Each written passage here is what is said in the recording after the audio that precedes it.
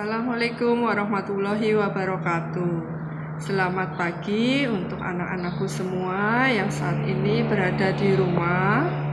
Mudah-mudahan hari ini kalian semua selalu dalam keadaan sehat dan berbahagia.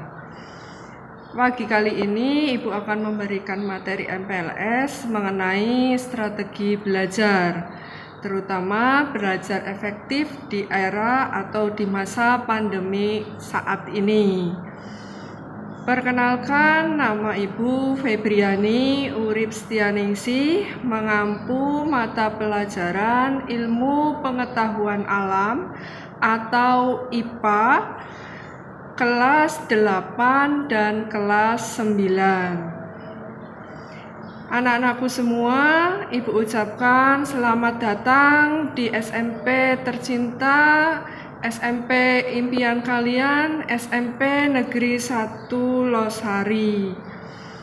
Baiklah, kita mulai materi MPLS saat ini dengan bab atau judul belajar efektif. Pertama-tama, apa sih pengertian belajar? Belajar merupakan suatu usaha yang dilakukan individu untuk memperoleh sesuatu perubahan tingkah laku yang baru. Jadi belajar ini merupakan suatu proses, ya, tidak instan. Apa saja yang harus kalian persiapkan selama masa pandemi ini? Strategi apa supaya belajar kalian lebih efektif dan nanti akan menghasilkan sesuai dengan impian kalian, sesuai dengan harapan kalian? Pertama-tama, tujuannya apa sih kalian harus belajar efektif? Yang pertama, agar dalam belajar tidak menjenuhkan. Kalian mesti di rumah selama ini saat kalian berada di kelas 5 atau kelas 6 SD, kalian sudah sering jenuh. Belajarnya ini saja, ya. Kalian harus mencari ide yang lain. Tujuan yang kedua, belajar efektif ini tujuannya adalah agar mudah memahami. Di sini kalian supaya mendapatkan pengetahuan yang baru. Yang ketiga, agar tidak mudah capek. Jadi tidak terforsir. Kalian nanti selama belajar di era pandemi ini atau di masa pandemi ini secara daring. Ya. Yang keempat, agar tidak mudah lupa. Maksudnya apa? Maksudnya yang kalian pelajari hari ini, kemudian besok kalian ditanyakan oleh Bapak Ibu guru, kalian tidak lupa. Ya. Yang kelima, menemukan cara belajar yang efektif. Dan yang keenam, tujuannya bisa belajar dengan basis TIK, dengan basis untuk sementara menggunakan HP. Ya. Lalu apa saja tipsnya? Yang pertama tentu saja adalah belajar kelompok, di mana belajar kelompok ini memiliki kelebihan. Satu, menyenangkan karena akan saling mengisi. Dengan catatan satu kelompok paling tidak berisi 4 atau 5 anak, tidak lebih, ya. Karena nanti yang ada kalian tidak akan memperoleh ilmu, tapi kalian hanya berbincang atau ngobrol sana sini. Kelebihan yang kedua, bisa mempelajari materi yang belum dikuasai. Misalnya dari anggota kelompok kalian salah satu ada yang sudah menguasai bab yang sulit. Nah, kalian bisa saling tukar informasi. Tips yang kedua yaitu mencatat intisari materi pelajaran. Caranya bagaimana? Caranya dengan kalian membuat peta konsep materi. Jadi kalian membuat intisarinya apa saja yang akan kalian pelajari di bab ini. Yang kedua, mencatat bagian-bagian penting materi. Mencatatnya di mana? Kalian harus punya buku saku. Nanti buku saku itu akan berisi catatan-catatan kecil yang penting, tapi dengan syarat tidak digunakan untuk mencontek saat ujian. Ya. Tips yang ketiga, mempunyai perencanaan yang baik. Tentukan dulu tujuan belajar yang akan dicapai apa. Misalnya kalian kelas 7 materi IPA. Di situ nanti ada materi tentang mikroskop. Tujuannya apa? Tujuan kalian harus tahu bagian-bagian mikroskop. Nah, kalian harus tahu, berarti yang harus kalian pelajari adalah bagian-bagian mikroskop dan manfaatnya atau fungsinya masing-masing. Yang kedua, tentukan jadwal pelaksanaan belajar. Kalian harus mempunyai jadwal belajar yang baik. Jangan berantakan. Kalau sudah teratur, nanti kalian menjalaninya juga enak ya, mudah. Yang keempat, tips yang keempat adalah disiplin dalam belajar. Belajar tepat waktu itu yang pertama. Ya.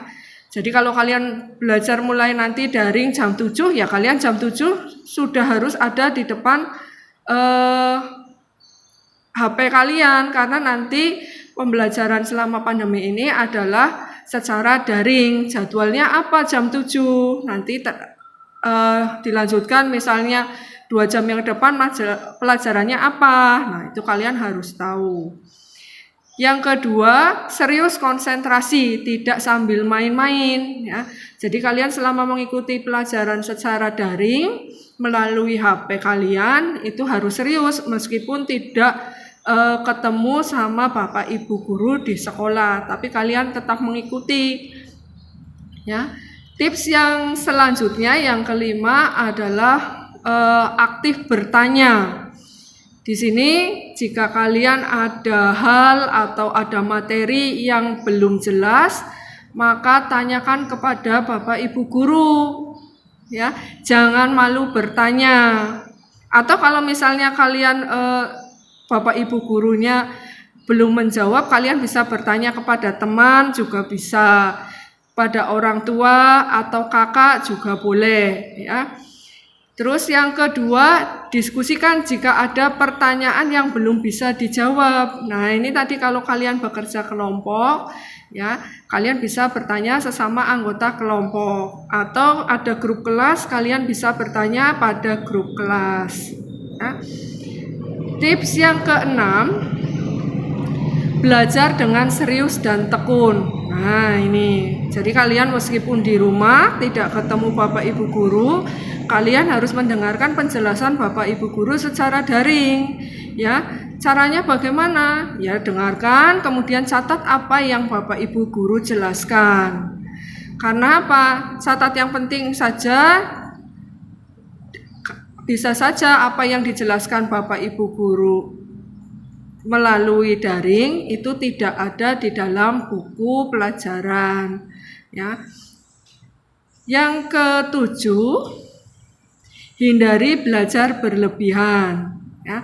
Jadi jangan diforsir, ingat waktu, tetap jaga kesehatan ya. Jangan sampai kalian belajar sampai larut malam ya. Kalian harus punya jadwal tersendiri. Tips belajar yang efektif yang selanjutnya adalah jujur dalam mengerjakan ulangan atau ujian.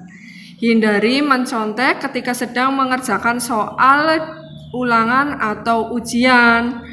Karena apa? Karena mencontek dapat membuat sifat kita curang dan pembohong ya.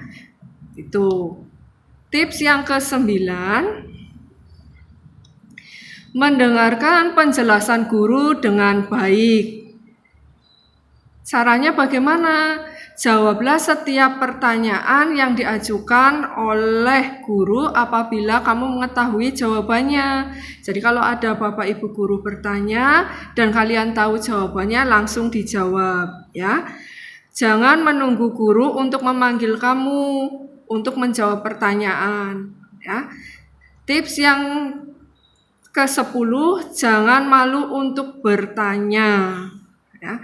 Selalu ajukan pertanyaan kepada guru apabila tidak mengerti tentang materi yang disampaikan oleh Bapak Ibu guru melalui daring. Yang ke-11, nah ini Yang biasanya kalian agak malas adalah mengerjakan tugas atau mengerjakan PR. Mengerjakan PR untuk mengukur tingkat pemahaman pada materi yang sudah dipelajari sampai di mana kemampuan kalian. Ya, jangan sampai kalian menunda mengerjakan tugas, apalagi menunda untuk mengumpulkan tugas, karena nanti itu akan berpengaruh kepada nilai akhir kalian di raport, ya. Selalu mengulang pelajaran yang sudah diajarkan. Tujuannya apa? Supaya tidak lupa, dan itu untuk meningkatkan kemampuan pemahaman kalian tentang materi yang dipelajari. Ya, jangan malas. Yang ke-13, yang terakhir, banyak berlatih pelajaran yang kurang disukai. Kalau selama ini kalian belajar tentang materi atau pelajaran yang disukai, cobalah dimulai belajar dari sesuatu yang tidak kalian sukai. Karena apa? Karena dari situ kalian lama-kelamaan akan tahu, oh ternyata selama ini kalau kita malas, kalau kita tidak banyak berlatih, kita tidak akan pernah tahu. Ya, seperti di dalam surat Al-Insyirah ayat 5 sampai 6 itu dikatakan, dalam kesulitan ada kemudahan, dan sesungguhnya dengan kesulitan ada kemudahan. Jadi kita harus menyingkirkan rasa malas kita. Ya, dan kita harus berniat bersungguh-sungguh selama pelajaran di masa pandemi ini, tetap belajar meskipun dari rumah, meskipun kita tidak tatap muka, tapi kita bisa menggunakan HP untuk sarana komunikasi selama masa pandemi. Ya, itu yang bisa Ibu sampaikan untuk materi MPLS saat ini. Jangan lupa tetap di rumah, ya, jaga protokol kesehatan 5M, ya, menjaga jarak, mencuci tangan dengan sabun, memakai masker jangan lupa, ya, menjauhi kerumunan, jadi tidak usah keluyuran kemana-mana apalagi berkerumun, ya. Dan yang terakhir adalah membatasi mobilitas. Mobilitas itu adalah pergerakan atau kalian tidak keluyuran kemana-mana. Ya, mulai minggu depan mungkin kalian sudah mendapatkan jadwal. Nah, diikuti jadwalnya dengan baik.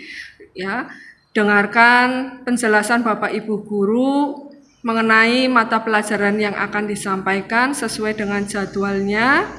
Ya, tetap jalankan protokol kesehatan, tetap jaga kesehatan, dan tetap bahagia. Terima kasih. Assalamualaikum.